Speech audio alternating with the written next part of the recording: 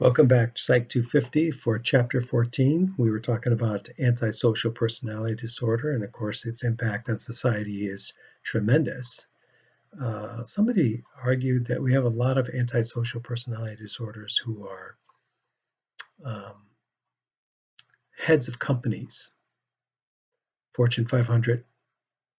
And their argument was that you have to be ruthless. You have to have really no feelings to be able to step on people so you can get yourself ahead. That kind of makes some sense. The almighty dollar, right? Let's go back to different types of personality disorders. We're going to start talking about cluster A, which include things like paranoid personality disorder. Now, what separates that from something like paranoid schizophrenia is because schizophrenia, you have delusions, false beliefs, and hallucinations, false sensory perceptions. Now, you could argue that the paranoid personality disorder obviously has some false delusions, primarily because their beliefs don't really match up with reality, right?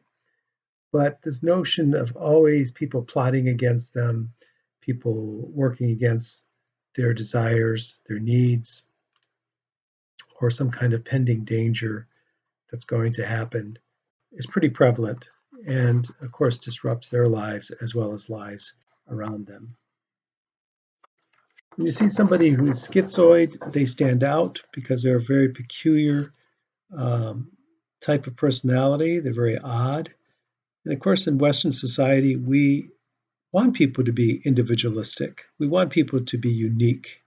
We want everybody to feel like they're a snowflake. They're only one of a kind. These folks really, really stand out as strange. And my argument is it's funny because the social class system labels people differently. If you're poor and you stand out like somebody who's schizoid, then you're just crazy. If you're rich and you have those characteristics of somebody with schizoid personality disorder, then you're eccentric. Essentially the same kind of behaviors, but we label them differently. Of course, antisocial personality disorder falls into cluster B, right? And they usually get themselves into a lot of trouble with the authorities. Now, the way society sort of supports this disorder is if we reinforce their behavior, right? We make heroes into bullies, so to speak. I want to talk about my next case study, and her name is Tina, T-I-N-A, Tina. And I believe she has characteristics of borderline personality disorder. Now, with borderline personality disorder, you generally have individuals who have issues of trust. They have issues of abandonment, and they can do some pretty extreme things because their emotions go to extreme measures. If you remember the case study of Crazy Indian Woman, some former students have argued that perhaps she, the younger person, was borderline personality disorder. I don't know about that, but certainly there's some characteristics of her actions. Let me tell you about Tina. Tina, here's some more characteristics while I talk about the case study. Tina, I met when I was working at the agency called Cristo Rey, and we've talked about Cristo Rey before. Tina came in for a therapy session, and let me describe some factors about her. She was in her early 30s, Caucasian, always dressed professionally. She worked at a law office. She was actually a, she described herself as a law clerk, but I think she did mostly secretarial work for them. When she came in, she wanted to talk about relationships, primarily because she just recently ended a relationship. And she had been in a series of relationships, and she said that it would start off very intensely. They would get together, and after one date or two, move in together, very intense relationship. And after a few weeks or a month or so, she would end the relationship. Now, why would you end the relationship, I'd ask. She would end the relationship primarily because she felt like they were going to cheat on her and leave her. So she felt it was better to leave them before they left her. In other words, I don't want to get hurt by this person, so I'll break it off before we get too close. So I asked her, was this a pattern? And she acknowledged that, yeah, this happened in multiple relationships, that she seemed to sabotage the relationship. She also suffered from anxiety. She suffered from bouts of depression.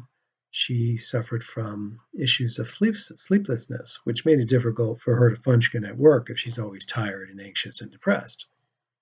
Now, being a young clinician that I was, I had a collection of all kinds of articles related to anxiety and depression, things of that nature.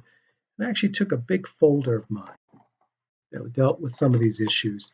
And I said, would you like to borrow this folder and look over some of these articles? Because some of them might be relevant to you. And she said, yes, thank you very much. I'll bring them next week. Well, the next week came and went, and she didn't return it. Oh, I forgot it. The next week came. Oh, you know what? I had it right on my table. I was going to bring it. I forgot it. I'll bring it next week for sure. The next week she said, you know what? I lent it to my sister, so I'll get it back from her. Well, I quickly learned that I was never going to get that folder left. Part of the issue of borderline is this manipulation. Part of this is connectiveness. I think at some level she felt if she returned it to me, then our relationship wouldn't be connected anymore. So she held on to it. Because she was suffering from depression and anxiety, I suggested that we should do a psychiatric consult. We had a psychiatrist that came in once a week, once every 2 weeks actually, and he could spare about 15 minutes.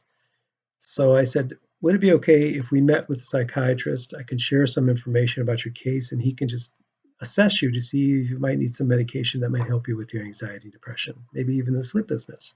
She agreed to do so. The time came. We're having our session. Knock on the door. The psychiatrist came in. He's sitting with the two of us. He starts asking her a few questions. She suddenly gets up and runs, grabs her purse, and runs out the office. Of course, me and the psychiatrist are looking at each other like, what the fudge just happened, right? He didn't say anything particularly offensive or ask any particular offensive questions, in my opinion. I went to talk to some of the coworkers that worked in the building, and I said, did you happen to see this woman? They said, yeah, she just ran downstairs and ran into the parking lot and drove off. So, of course, I emailed her and phoned her and sent her a letter indicating, I don't understand what happened. You'd be welcome to come back to therapy. If you decided this is not a good experience for you, here are some other individuals you might see in the community. Never heard a word from her since. Never got the file back from the articles. Well, I think what happened was she felt a sense of betrayal with me. How dare I introduce another person in our relationship when it's supposed to be just the two of us, consciously or unconsciously? And why would she want to break off this relationship before it continues, so to speak? Well, her father had left her early in her life. She was a little girl when her father left her mother and was never heard from in her life again. And I think this had an early impact on her, and that she just repeated this cycle over and over in relationships. So part of borderline personality disorder is the world is dangerous and I'm powerless and vulnerable. So they have to take some kind of action. And I think in Tina's particular case, she took action, right? Sabotaging the relationship that we had, so to speak. Now, the next case, or the next disorder I'd like to talk about is narcissistic personality disorder. Some people have stated that people in the movie industry, right? I guess I'm in the movie industry since I'm making videos now, but actors, musicians, politicians, that they are somewhat narcissistic, right?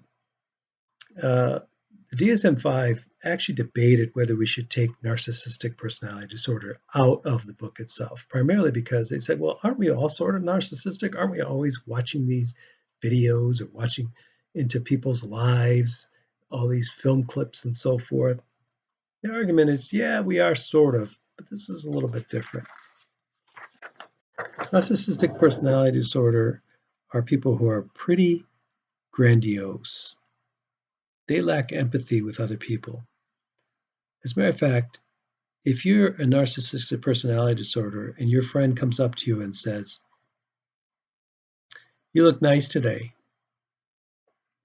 you will be so angry they said that. Now, that sounds like a nice compliment to me, but to a narcissistic personality disorder, they might argue, "Nice? That's it? Today? What about every day?" You see what I'm saying? They love the limelight. They want all the attention on them. If a narcissistic personality disorder individual's birthday is coming up soon, one of the best gifts you can give them, think about it, is a mirror. Preferably a wraparound mirror so they can see all beautiful angles of themselves. And of course, this is based on the old tale of Narcissus, who stared into the water and couldn't leave their own image. That's how good they looked. Society, in some ways, reinforces narcissistic personality disorder primarily because we give attention to people who aren't necessarily talented in some way or fashion besides the way they look, but we reinforce that by buying their products or voting for them or acknowledging that they're people of substance, right? And we forget the real people of substance are folks like our parents, our role models, people that scientists, people who are really truly heroes as opposed to these other individuals, or as I like to call them, influenzas. Some people call them influencers, but I call them influenzas. Okay, so I have avoidant personality disorder, and I don't want to go to parties. I don't want to go out. Well, that being self-quarantined is not an issue for avoidant personality disorders. If anything, it reinforces their personality disorder. See, this is what you get when you go outside. You get sick and you're going to die. Folks will avoid public situations like the plague. And then we get dependent personality disorder. Let's suppose you start dating somebody, you don't know they have dependent personality disorder. And they said, let's go to the grocery store together. So you think, oh, how cool. It's the first time we're going to Ralph's together. And they stop in the aisle and said, what toothpaste do you think I should buy? And you're like, I don't know, whatever's on sale. Do you got a coupon for something?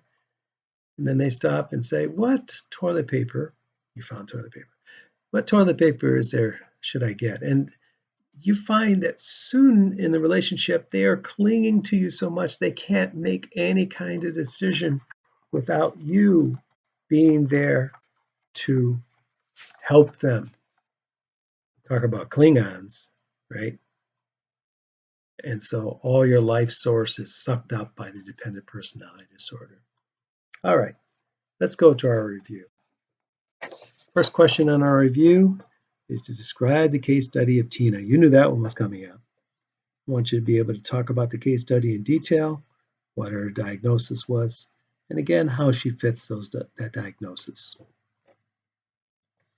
I want you to describe narcissistic personality disorder.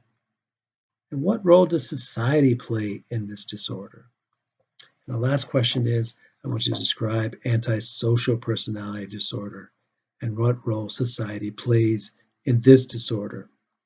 When I say what role is like, how do we support it? What impact does it have in our society? Okay, hope you enjoyed this brief lecture and looking forward to talking with you on Chapter 15. Take care now.